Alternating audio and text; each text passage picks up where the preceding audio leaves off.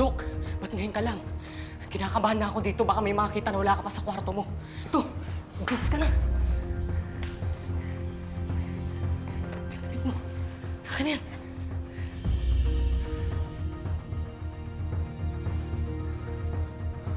Bilisan mo. Dok, tara na. Bago pa may makapansin na wala kayo dun sa kwarto ninyo. Tara na, Dok. Teka lang. Bakit? Kailangan ko makalabas ulit. Dok naman, pahirapan na ng ilusot sa bantay yung paglabas ninyo ngayon. Tapos gusto niyo pang ulitin. Patay tayo dyan, Dok. Tara na. Buhay pa si RJ. Kaya gawan mo ng paraan na makalabas ako dito. Sam, bakit nasa labas pa si Dr. Benitez? Ano ginagawa niya dito? Lynette? Hindi naman ikaw si Lynette. Gusto ko lang si Lynette.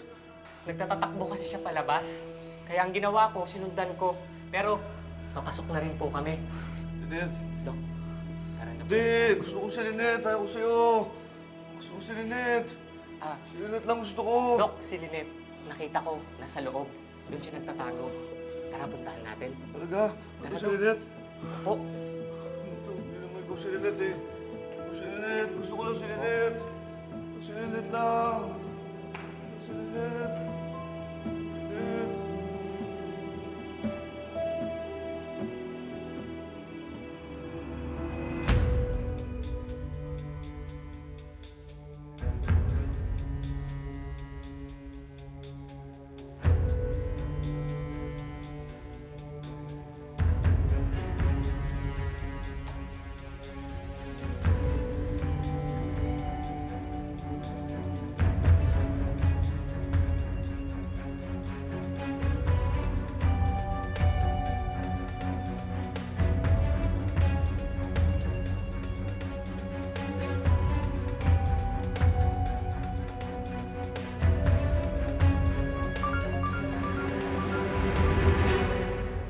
Excuse me. My friend's calling me. Hello, Nurse Chen? Hello, Dr. Santos. Di ba kasi sabi mo tawagan kita kapag may napansin akong kakaiba kay Dr. Carlos? Bakit? May napansin ka bang kakaiba sa kanya? Parang tama ka kasi, Doktora eh. Parang nakakalabas sila dito sa facility. Doktora, hindi pa to sigurado ah. Pero mukhang kutob ko nakakalabas nga yata si Dr. Carlos dito sa facility. Ano? Nurse Chen, pwedeng favor? Pwedeng bantahin mo si Doc Carlos? Tapos pag may nakuha kang impormasyon sa kanya, tawagan mo ulit ako, ah. Sige, Doktora, makakaasa ka. Babalitaan na lang kita agad. Sige, thank you.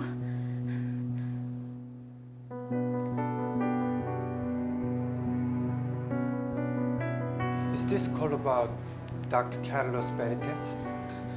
Yes. Nurse Chen thinks that he's leaving the facility, but it's not confirmed yet. It looks like I really need to visit Dr. Benitez. Why? Because when we went to him, I saw hint that he's not crazy at all. I want to confirm my suspicion, especially with what your friend just told you now.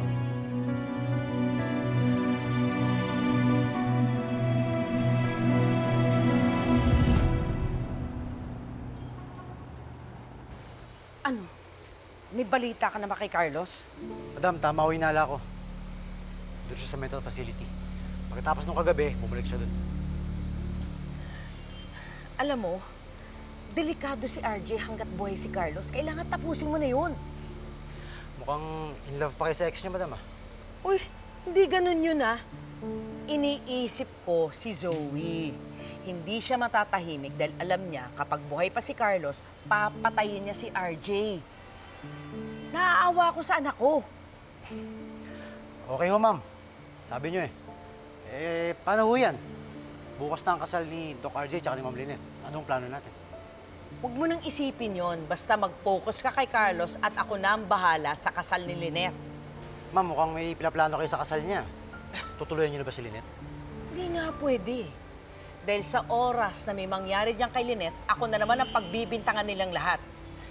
Eh, anong gagawin niyo? Let's just say na magkakaroon ng isang malaking pasabog si Lynette sa kasal niya. Isang mabahong pasabog. Madam, paano niyo naman gagawin yun? Eh, hindi naman kayo invited sa kasal. Buti pa nga si Doc Zoe, invited eh. Pero kayo, nga.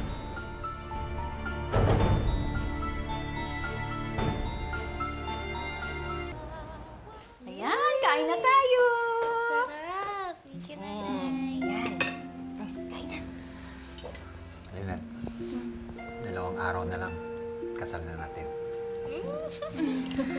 Ikaw, Annalyn, may date ka na ba para sa kasal? Anong date? Bata pa yung anak natin. Date? Date lang naman sinasabi ko. Hindi ko naman sinasabi na mag-boyfriend si Annalyn. Tayo, wala po akong kadate. Totoo lang po, gusto ko si Doc Lindon sana. Kaso hindi nga po siya nagpaparamdam. Ang ibig mong sabihin hanggang ngayon, hindi mo pa rin siya nakakausap? Opo. How about Dr. Kim Yang? Sabi kasi sa Apex na Hindi po. Hindi ko crush yun. Crush? Anong crush? Crush ko siya. walang crush. Hindi niyo kasi ako pinapatapos eh. Ang sabi sa Apex, close daw si Annalyn at saka si Dr. Kim Yang. Close. Close. Close? Friends! Ay, eto na lang, para hindi mawala yung crush-crush niyo dyan. Eto, bigay sa akin ng isang pasyente ko.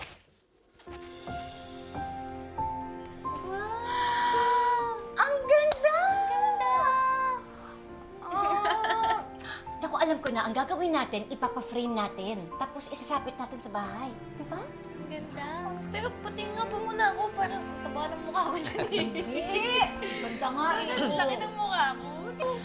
Gusto.